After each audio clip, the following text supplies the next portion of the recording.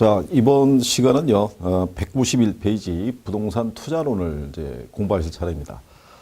자, 우리가 이제 정책론 이후로 이제 투자론이 이제 여러분들이 배우시는데, 이 투자론은 금융론하고, 그 다음에 이제 뒤에 나오는 감정평가론의 수익 방식하고도 이렇게 연계가 되어 있습니다. 그러니까 투자론을 일단 학생분들이 조금 어려워하는 경우가 있는데, 용어에 대한 이해를 먼저 잘 해주시고 의미를만 좀 파악해 주시면은 얘들도 점수 따는 데는 별로 어려움이 없습니다. 통상 한 6문항에서 한 7문항 정도 출제된다고 보시면 되는데, 그러니까 투자론 자체는 단원 자체가 중요하다고 생각하시면 돼요.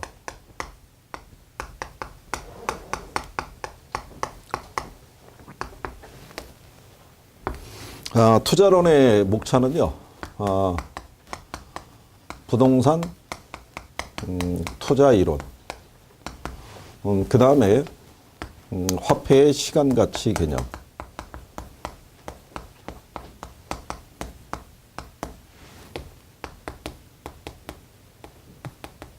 부동산 투자 분석 및 기법. 그래서 여기 투자 이론하고 원래 목차는 얘하고 둘만 있는데, 화폐 시간 가치 개념은요, 이게 원래 이제 기초 분야에서 배우셔야 되는데, 기초에서 이 화폐 시간 가치 개념이 들어오면 뭔가 좀 매칭이 안 될 것 같으니까 대부분 이제 학개론 기본서상에서의 편제에서는 투자론 안에 들어와 있습니다. 그래서 여기 투자 이론에서는 뭐 배우시냐면 투자에 관련되어 있는 위험과 수익에 대해서 배우시는 겁니다. 왜냐하면 우리가 투자를 했을 때 투자를 결정을 하고 돈을 지출하는 건 현재지만 그로 인해서 수익이 발생하는 건 미래거든요. 그러면 어느 정도의 투자자들은 리스크를 감수하고 들어갈 수밖에 없다는 얘기죠. 그래서 위험과 수익에 대한 관계에 대해서 여러분들 시험 문제에서는 거의 한 문제는 반드시 출제가 된다라고 생각을 하셔야 됩니다. 그래서 위험에는 어떤 것들이 있고 이 위험은 또 어떻게 관리를 해야 되고 위험에 대한 대가로 요구하는 것이 수익률인데 이 수익률의 산정은 또 어떻게 해야 되며 뭐 이런 것들을 여러분들이 정리하셔야 되겠고, 그다음 화폐의 시간 가치 개념에서는 미래 가치와 현재 가치에 대한 구분 정도를 하시는 게 필요하고요. 투자 분석 및 기법에서 이 투자 분석은 투자 부동산으로부터 유발될 거라고 예상이 되는 현금 흐름을 기초로 이루어집니다. 그래서 이 기법을 적용할 때는 이 현금 흐름을 할인해서 판단하는 방법이 있고 할인하지 않고 판단하는 방법이 존재한다. 그래서 현금 흐름에서 한 문항, 할인과 비할인 기법에서도 역시 한 문항 정도씩 나올 수 있다. 그래서 이제 평균적으로 보면요, 여기서 한 3개, 여기서 한 3개, 여기서 하나 등장하면 뭐 한 7개까지도 등장할 수 있다. 이렇게 보시면 되겠죠. 자, 그러면 제일 먼저 투자의 이제 개념 나옵니다. 자, 요거는 이제 좀 연계해서 이제 정리하실 필요가 있는데요. 거기 보시면 투자는 이제 미래에 증가될 것으로 기대되어지는 소비를 위해서 현재 일정 수준 소비에 대한 희생을 포함하는 모든 활동이다. 즉, 미래의 현금 수익과 현재 현금 지출을 우리가 교환을 한다라고 얘기를 해요. 그러니까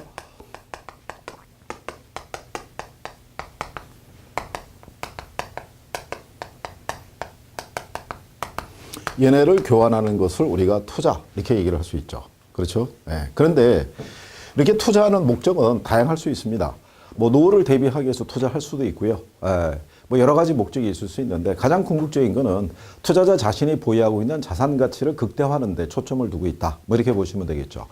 그런데 우리가 요 현금 지출을 하는 시점은 언제냐면 현재죠. 그런데 요 수입이 발생하는 시점은 언제냐면 미래란 얘기죠. 근데 투자자 입장에서는 가령 예를 들어서 일정한 금액을 만약에 투자를 한다라고 가정했을 때 얘를 통해서 미래에 어느 정도의 수익이 발생할지를 전혀 모르면 우리는 투자할 수가 없죠. 그래서 미래에 대한 최소한의 정보는 우리가 갖고 들어가야 된다는 얘기죠. 그래서 그 정보라는 것이 뒤에서 언급이 되지만 확률로서 여러분들에게 제시가 되는 겁니다. 그래서 미래의 경제 상황이 호황일 수도 있고 불황일 수도 있고 아니면 평균적인 상황이 될 수도 있다. 그걸 가정해서 투자자들은 요거를 투자하는 부분에 대한 나름대로의 예상 기대 수익률이라는 거를 추정을 해요. 요거를. 그렇죠? 근데 이제 우리가 이제 입문할 때도 배웠지만 요것만 가지고 투자할 수는 없죠. 그래서 투자자가 위험을 감수하는 부분에 대한 대가인 요구 수익률하고 비교를 해봅니다. 그래서 얘가 얘보다 크다라는 판단이 들게 되면 위험을 감수하고 이제 투자를 들어가죠. 그러면 투자에 대한 이 결과로 나오는 것이 바로 뭐냐면 그걸 실현 수익률이라고 얘기를 해요. 그런데 내가 애초에 기대했던 것보다 더 큰 수익이 이렇게 나올 수도 있고요. 반대로 더 작은 수익도 이렇게 나올 수가 있어요. 이렇게 요 차이를 유발하는 걸 우리가 위험이라고 합니다.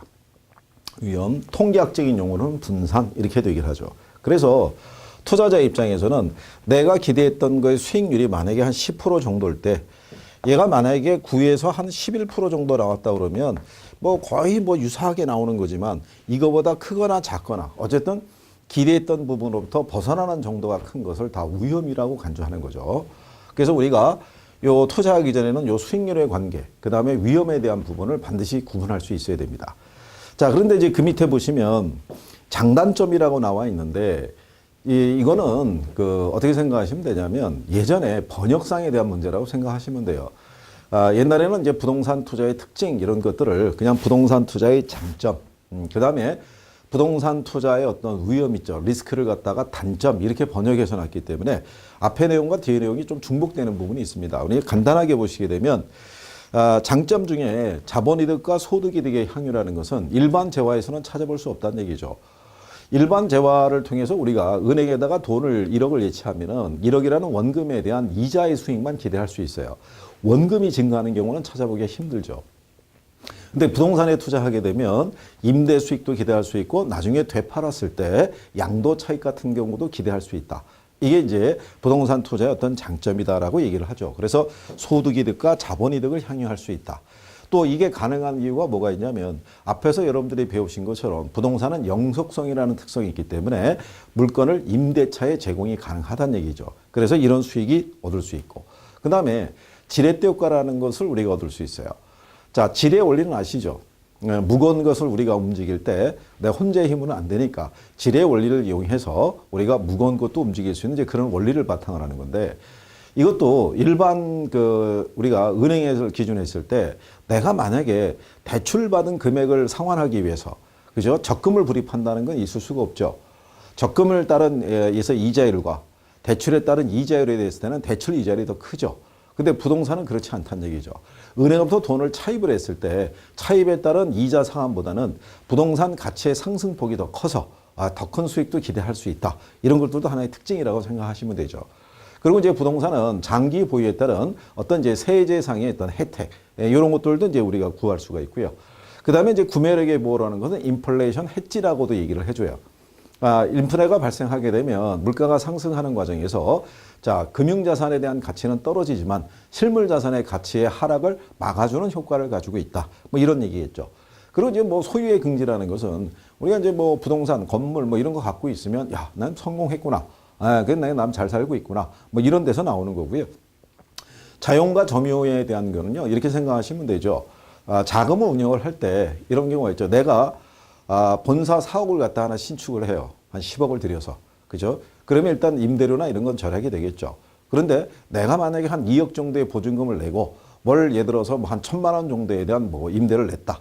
근데 나머지 그러면은 8억 정도의 여유 자금이 남잖아요. 그럼 이 돈을 가지고 다른 곳에 투자 운영했을 때 월 1,000만 원에 대한 이자 수익보다도 더 큰 만약에 수익이 발생할 수 있는지 그런 여부도 따져볼 수가 있다는 얘기죠. 그러니까 일반 재화에서는 이런 것들이 형성되기 어려우니까 부동산에서만 찾아볼 수 있는 특성이다. 이렇게 보시면 되겠고요. 그럼 부동산 투자의 단점이라고 나오는 것은 위험이라고 보시면 돼요. 일단 낮은 환금성이라는 것은 부동산은 고가의 자산이기 때문에 내가 원하는 식의 현금화기가 좀 어렵다는 거. 그 다음에 사업위험 부담은 뒤에서 언급이 돼요. 금융위험 부담도 사업위험과 금융위험으로서 여러분들이 뒤에서 정리하시면 되겠고 소유자의 노력이 필요하다는 얘기는 이거죠.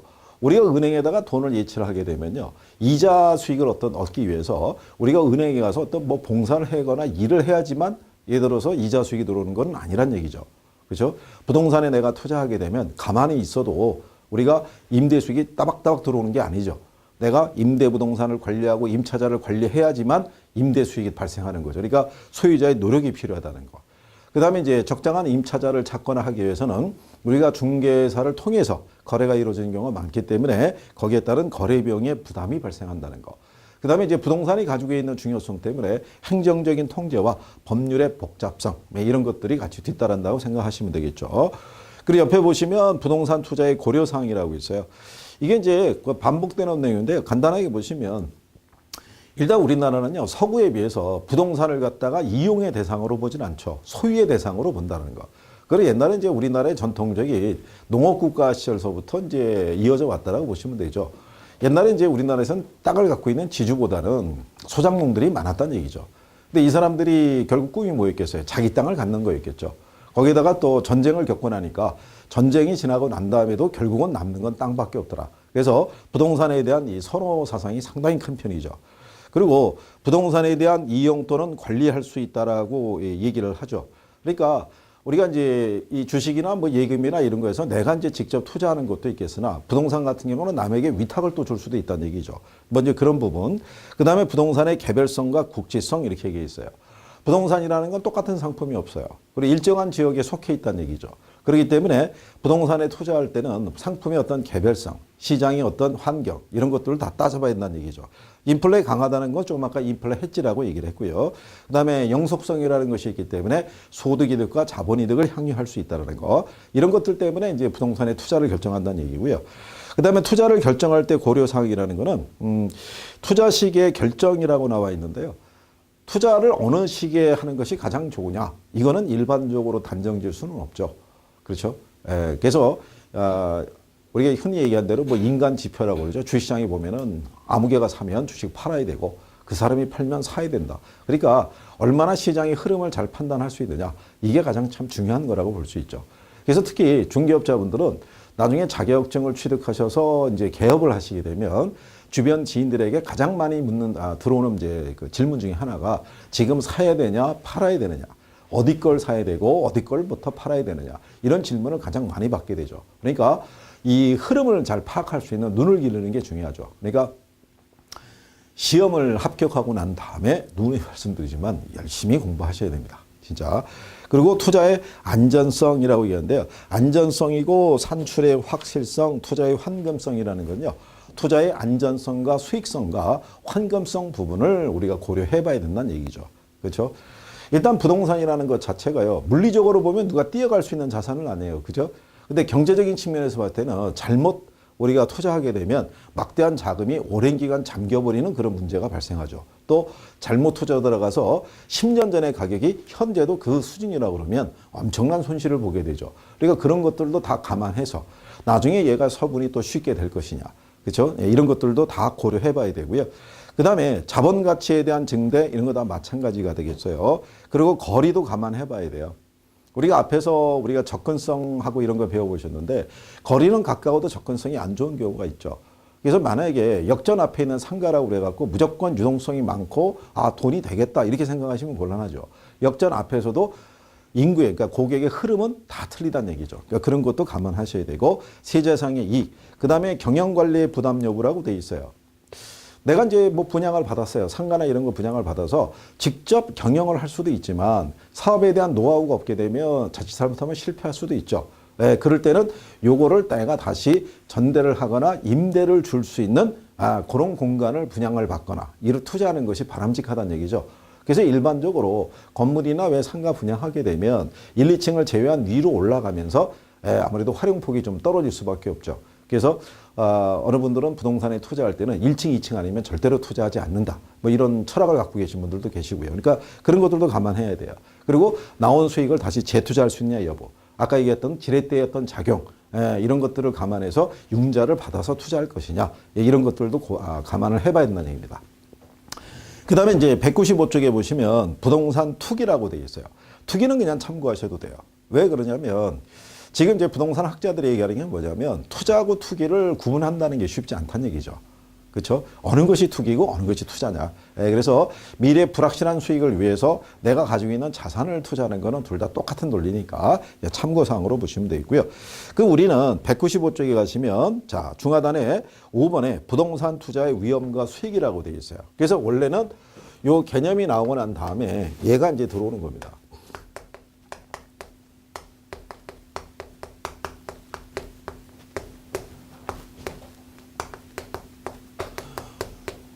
이게 시험상에서 이게 그냥 제목으로 출제되는 경우도 많아요.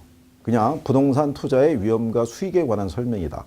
틀린 것을 골라라. 올바른 것을 골라라. 그렇죠? 그러니까 이 관계를 이제 정확하게 정리하시면 돼요. 그래서 제일 먼저 위험이라는 것이 이제 나옵니다.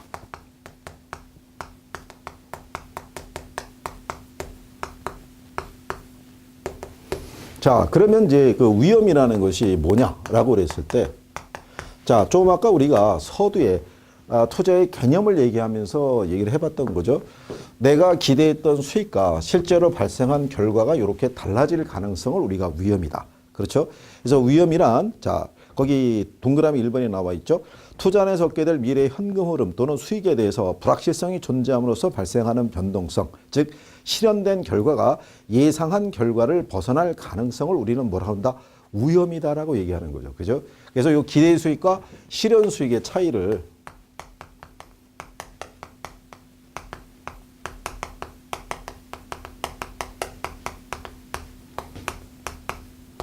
이거를 우리가 이제 위험이라고 얘기를 해요. 위험. 근데 이제 이 위험이라는 용어를 통계학적으로는 뭐라고 그러냐면 분산 요렇게도 얘기를 합니다. 같은 논리로. 분산의 제곱근이 바로 뭐냐면 그걸 표준 편차라고 그래요. 그래서 다 같은 논리로 여러분들이 이렇게 생각하시면 되는데 주로 우리 이제 시험상에서는 위험 또는 표준 편차의 표현을 많이 쓰니까 우리가 또 뒤에서 또 알아보죠. 자, 그러면 요 기대 수익과 실현 수익의 차이를 우리가 위험이라고 그랬을 때 그러면 이 차이를 유발하는 애들이 196쪽에 가시면 유형이 나옵니다. 자, 요 유형에 보시면요. 다양한 이제 위험에 대한 부분이 있는데 가장 이제 우리가 중요한 게 사위험이라는 게 있고요. 금융위험이라는 것이 있죠. 자, 요 사업위험이라는 것은요, 투자자가 어떻게 컨트롤할 수 없는 위험입니다. 우리가 이제 비즈니스 리스크라고도 얘기를 하는데요. 내가 사업을 하는 과정에서 미래 어떤 상황이 발생할 거라고는 아무도 예상할 수가 없다는 얘기죠. 그렇죠? 뭐, 최근의 얘기입니다만은, 가령 예를 들어서 어떤 양반이 이제 뭐 정년하고 이제 새롭게 뭘 하기 위해서 뭐 분식집 같은 거 해볼까 그러다가 누가 얼핏 들어주는데 뭐 빵가게라든가 이런 거 하게 되면 나름대로 깔끔하고 돈도 또 뭐 벌 수 있고 뭐 괜찮다고 그래가지고 제과점 이런 걸 한번 이제 자기가 배워서 빵 만드는 거 배워가지고 오픈을 땅 했는데 요즘 나오는 AI 때문에 계란값이 폭등합니다. 그러면 빵을 만들 때 주 원재료 중에 하나가 계란이 들어가야 되는데 원가가 너무 커지면 이익을 기대하기 어렵죠. 근데 그 양반이 제빵 기술을 배우고 창업을 할 때 앞으로 미래에 그런 상황이 발생할 거라고는 아무도 예상을 못한 겁니다. 그러면 그 사람이 창업할 때 기대했던 수익과 실제로 발생한 수익에 괴리가 발생할 수밖에 없죠. 그런 식의 위험을 주는 거를 사업위험이라고 생각하시면 돼요. 그러니까 이 사업위험이라는 것도요. 안에서 우리가 세분화하게 되면 시장위험, 운영위험 또는 위치적인 위험 뭐 이런 것들을 우리가 얘기할 수 있는데 이렇게 지금 말씀드리는 게 이렇게 시장의 불확실성에서 야기되는 위험입니다. 미래의 수요가 어떻게 변할지는 아무도 예측하기 힘들어요. 또 운영 위험이라는 건 뭐냐면요. 예상치 못하게 근로자들이 파업할 수도 있죠. 우리가 앞전에 왜 물류 대란이라고 그래가지고 화물차라든가 뭐 이런 부분에 있을 때 그 기사들이 다 이게 파업 들어간 적이 있어요. 그러면 외국으로부터 수입한 자재를 가지고 생산을 해야 되는데 이게 물류가 제대로 이루어지지 않으니까 거기에 따라서 어떤 우리가 비용에 대한 부담이 커질 수도 있고요. 또 기업들의 입장에서도 근로자의 파업에 따른 경영상의 손실을 전혀 이건 또 예측하기 쉽지가 않죠. 그 다음에 부동산에서만 우리가 특히 찾아볼 수 있는 게 위치적 위험입니다. 요거는 상권의 변화가 발생하는 경우인데요. 부동산은 움직일 수가 없기 때문에 환경이 바뀔 때 그 환경의 변화에 아주 예를 들어서 뭐 빠르게 이렇게 대처하기가 좀 어렵다는 얘기죠. 그래서 이런 위치적인 위험, 이런 것들이 사업 위험인데 그러면 사업 위험을 감수하지 않으려면 어떻게 하면 되냐? 사업 안 하면 되죠. 그렇죠. 안 하면 이 위험을 감수하지 않아도 되는데 사업을 내가 시작했다는 얘기는 감수하고 들어가야 된다는 얘기죠. 그러면 투자자 입장에서는 나중에 내가 위험에 대한 대가를 산정할 때 이런 부분은 반드시 반영을 해줘야 된다는 얘기죠. 그렇죠. 네. 그 다음에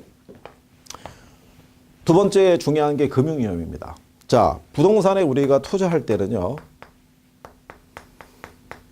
대부분 이렇게 구분이 됩니다. 지분과 저당.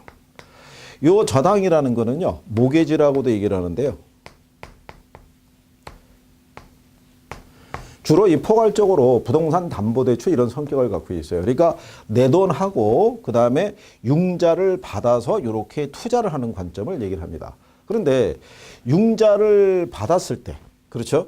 여기서 나오는 수익이 이거 두 개를 합한 거 우리가 총 투자액이라고 그러는데 그 수익이 은행 이자보다 더 큰 수익이 나오면 참 좋은 경우죠. 그렇죠? 그런데 잘못할 경우에는 무슨 부담만 발생하냐면 상환의 부담이 따르게 되죠. 그래서 한때 그 잠실 쪽에 재건축에 대한 부분이 확 타올랐을 때, 그렇죠? 그때 뭐 융자 끼고 그래갖고 전세 끼고 그래갖고 들어갔는데 갑자기 가격이 폭락하게 되면 그러면 결국 투자자는 감당할 길이 없죠. 그러면 투자자가 금융위험을 감수하지 않으려면 어떻게 하면 된다? 돈 안 빌려 쓰면 되죠. 근데 현실적으로 부동산이 고가의 자산이다 보니까 돈을 안 빌려 쓸 수가 없다는 얘기죠. 그러면 우리는 돈을 빌려 씀으로써 내가 얻을 수 있는 효과, 이걸 따져볼 수가 있어야겠죠. 그게 이제 거기 금융적 위험에 가면은 니은의 지렛대 효과라고 되어 있는 겁니다. 그래서 거기 그 지렛대 효과 니은의 위에 보면 투자 금액을 전부 자기 자본으로 조달했을 때는 금융적 위험을 고려할 필요가 없어요. 그렇죠? 예, 그것도 기억을 해 두시고. 그러면 여기서 금융 위험에서 요거는 이제 알아두셔야 돼요. 별표 하나 하시고. 자, 지렛대 효과 또는 우리가 레버리지 이펙트, 레버리지 효과 이렇게도 얘기를 합니다. 그러면 지렛대 효과라는 거는 뭐를 얘기하냐면요. 자, 타인 자본을 이용을 했을 때, 그렇죠?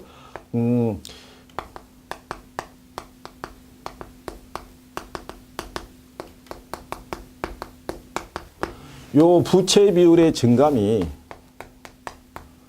자기 자본 수익률에 미치는 영향, 그렇죠?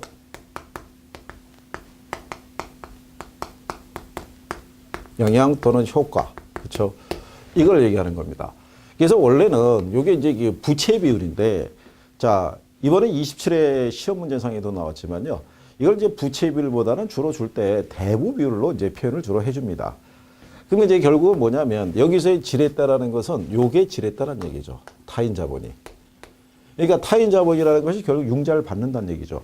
그러니까 얘가 없으면 이 효과가 없는 거예요. 그렇죠? 이게 있음으로써 이 효과를 기대하겠다 이런 얘기죠. 그러면 얘네들의 유형이 이제 있어요. 유형을 보시게 되면 수익금에 의한 지렛대 효과도 있고요. 그렇죠? 그 다음에 수익률에 의한 지렛대 효과 이렇게 이제 나눠지는데 수익금에 대한 거는 이제 뭐 생각하시면 되냐면 전세 안고 투자가 들어가는 경우가 있죠. 그 우리가 그 전세금에 대한 뭐 이자를 낼 필요는 없어요. 그죠? 예, 그래서 가령 예를 들어서 2억짜리 집인데 1억 전세가 있어요. 그러면 나는 들어가는 돈이 내 1억만 내 지분을 넣으면 되거든요.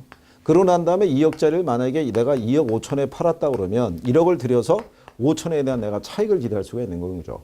그러니까 이런 경우도 우리가 지렛대 효과라고 얘기를 해요. 그래서 전세를 안고 투자하는 케이스 이런 것들도 역시 지렛대 효과를 기대하고 들어가는 경우다. 이런 얘기죠. 그 다음에 수익률에 의한 지렛대 효과인데 여러분들에게는 주로 이제 이걸 많이 물어보죠. 그럼 수익률에 대한 지렛대 효과는요.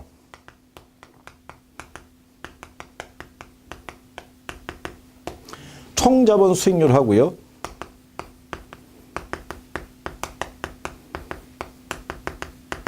저당 수익률의 크기를 가지고 뭐 차이라고 하셔도 되겠죠. 예, 요거를 가지고 우리가 판단하는 게 수익률에 의한 지렛대 효과예요.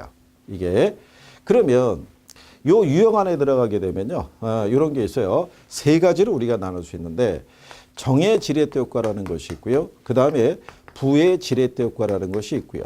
그 다음에 중립적 지렛대 효과. 자, 정의, 부의 중립적인 부분은요. 얘네 둘의 관계를 갖고 판단한다는 거예요. 그러니까 계산은 안 해봐도 돼요.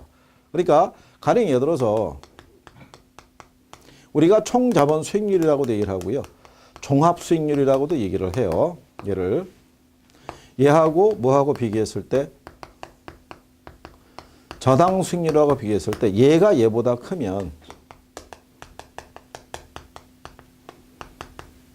기본 수익률이 얘보다 커져서 정의 지렛대 효과가 발생합니다. 그런데 반대로 총 자본 수익률과 저당 수익률이 있을 때 얘가 얘보다 크면 지분 수익률이 얘보다 작아져요. 그래서 부의 지렛대 효과가 발생한다라고 얘기를 합니다. 그러면 중립적이라는 건 뭐냐면요. 자, 총 자본 수익률과 뭐하고 저당 수익률이 같으면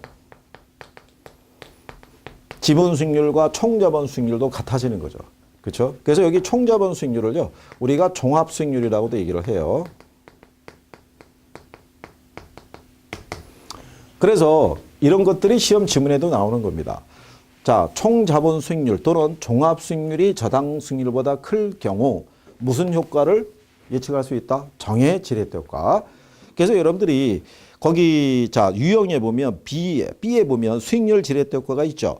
이자율이 낮은 타인 자본을 이용해서 자기 자본의 수익률을 극대화하는 것을 말할 때 전제 조건은 종합 수익률보다 저당 수익률이 낮아야 된다라고 얘기를 하는 거예요.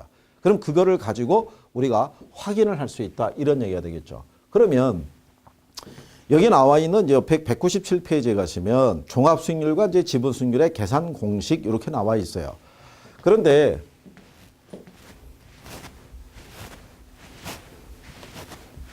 요거를 이제 우리가 계산을 들어갈 때 지렛대 효과 가령 예를 들어서 이제 이런 가정을 한번 해보자고요. 자, 여기 10억짜리 부동산이 있어요. 근데 투자하면 1억에 대한 이 순수익을 기대할 수 있다. 근데 요 중에 9억은 내가 융자를 받고요. 1억만 내 지분을 투자했다. 극단적인 경우를 한번 해보자고요. 근데 9억을 융자를 받았는데요. 이자율이 이제 몇 프로냐 이거죠. 이자율이. 그래서 이자율이 주어져 있는데 9%인 경우와 10%인 경우가 있고 11%인 경우를 놓고 우리가 판단하자 이런 얘기죠. 자, 그러면 다만 이제 여기서의 요 융자를 받았을 때요. 대부분 여러분들의 그 출제 조건은 뭐냐면 만기 상환 조건입니다. 그러니까 대출 기간 동안에는 이자만 내고 원금 상환은 만기의 일시불로 상환하는 방식. 그러니까 계산할 때는 이자만 계산하면 된다는 얘기예요. 그죠? 자, 그러면 요 관계를 놓고 우리가 판단할 때 거기 보시면 이제 종합 수익률이라고 있어요. 그죠? 그러면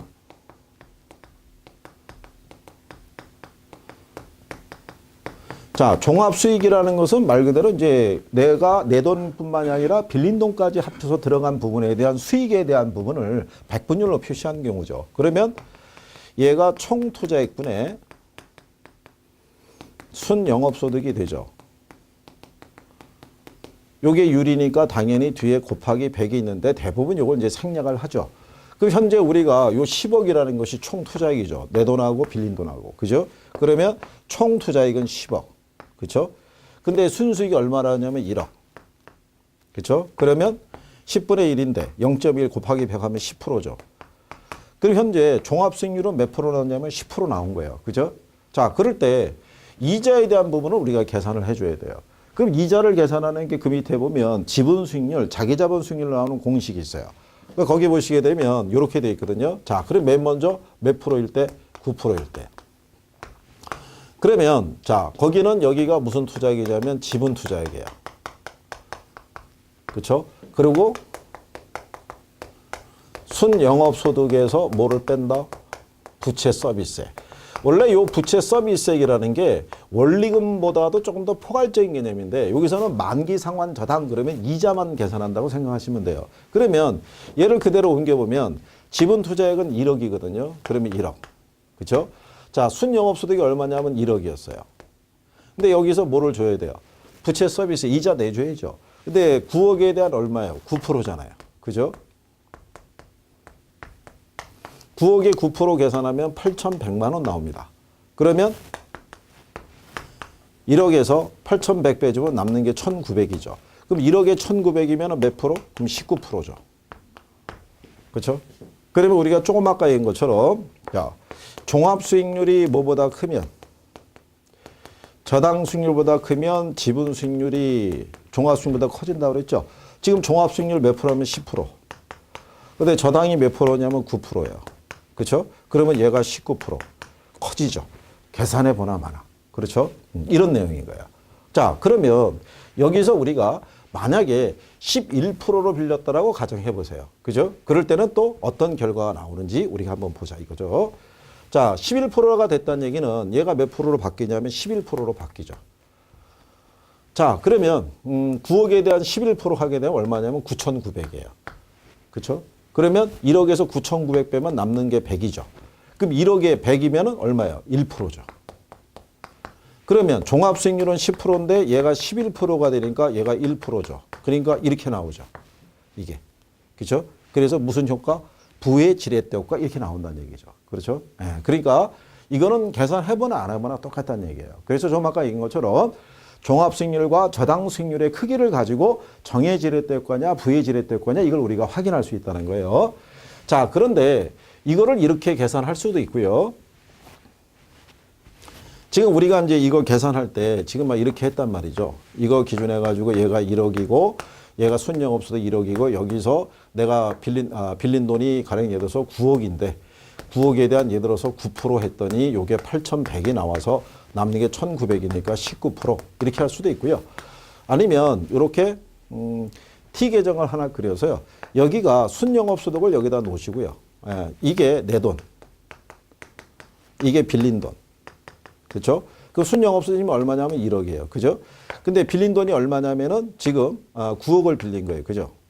근데 9억에 대한 몇 프로? 9%. 그럼 얼마다? 8,100이죠. 그럼 1억에서 8,100을 빼면 남는 게 얼마? 1,900이죠. 요게 내가 투자한 돈에 대한 대가죠. 그래서 이렇게 해서 19% 이렇게 계산할 수도 있어요. 그 계산하는 요령은 다양해요. 다양한데 이렇게 계정을 하나 만들어서 이렇게 표현을 할 수도 있고요. 익숙한 걸 선택하셔도 돼요. 그거를 나눠주기만 하면 돼요. 이쪽은 내가 빌린 돈, 이쪽은 내가 투자한 돈. 그 부분에 대한 대가만 여러분들이 계산할 수 있으시면 되니까. 그래서 지렛대 효과를 계산하는 것 정도는 필요해요. 그래서 그 밑에 가시면 문제를 확인하기 위해서 1년간 자기자본 수익률이 있죠. 여기에다가 그냥 대입을 해보게 되면요. 하나 그리신 거예요. 거기 보시면 자 투자 부동산의 가격이 3억이고 대출이 얼마래요? 2억. 내가 투자한 돈은 얼마? 1억. 그죠? 근데 거기 보면 순영업소득이 얼마냐면 2천이라는 거예요. 자 2천인데 2억에 대해서 이자율이 몇 프로냐면 6%래요. 그럼 2억에 6%면 1,200이잖아요. 그러면 2천에서 1,200 빼주면 남는 게 800이죠. 그럼 1억에 800이면 8%겠죠. 그렇죠? 예, 그래서 답이 8% 이렇게 나오는 겁니다. 그러니까 이런 거는 갖고 자꾸 연습만 좀 해보시면 되고요. 나중에 우리가 문제집 할 때 예상 문제 가지고 우리가 몇 문제 또 이렇게 다뤄보시면은 감이 올 거라고 생각을 해요. 그래서 이런 게 금융위험에 들어가는 지렛대 효과인데 지렛대 효과의 원리는 기억을 해두셔야 된다는 거 별표하시고 계산하는 것도 알아는 두셔야 돼요. 그죠? 그 다음에 이제 그 문제 밑에 보면은 법률적 위험이라는 것도 있죠. 정부의 어떤 부동산 정책의 변화, 세제의 변화, 뭐 이런 것들이 투자 수익률에 영향을 줄 수도 있고요. 그 다음에 인플레에 대한 위험이라는 것도 주어지죠. 그래서 임대차 계약을 할 때는요, 그 부분도 따져봐야 되죠. 예상하지 못하게 인플레가 발생하게 되면 임대료 수익이 들어와도 돈의 실질적 가치가 떨어지니까 생각한 만큼의 수익률이 안 나올 수가 있죠. 그래서 나중에 물가 상승률만큼 임대료를 상향 조정하는 걸로 이렇게 계약서를 쓰는 거를 우리가 위험을 전가시키는 방법이다 이렇게 얘기를 해요. 뒤에 나옵니다. 그죠? 그 다음에 유동성 위험, 그 다음에 또 무슨 위험이 있다? 이자율 위험 이런 것들이 이제 우리가 주어지게 돼 있죠. 근데 이제 이런 위험들이 있지만 어쨌든 가장 대표적인 것으로 사업 위험과 무슨 위험, 금융 위험 정도는 여러분들이 구별할 수 있어야 되고 그러면 투자자들은 이러한 위험에 대처하기 위해서 우리 어떤 대응적인 수단을 하겠죠. 그것이 이제 뒤에 나오는 위험에 대한 예를 들어서 이제 관리 이렇게 해서 나오는 겁니다. 투자자가 이런 위험을 피하기 위해서 어떤 방법을 쓸 것이냐. 또 우리가 뒤에서 그 부분을 연계해서 한번 정리를 해보실 거예요. 그렇죠? 자, 그래서 여기까지 일단 우리가 투자의 개요, 위험에 대해서 우리가 알아봤고요. 다음 시간에는 이어서 이제 투자 수익률 또 위험과 수익의 관계 이런 것들을 이어서 정리해 보도록 하겠습니다.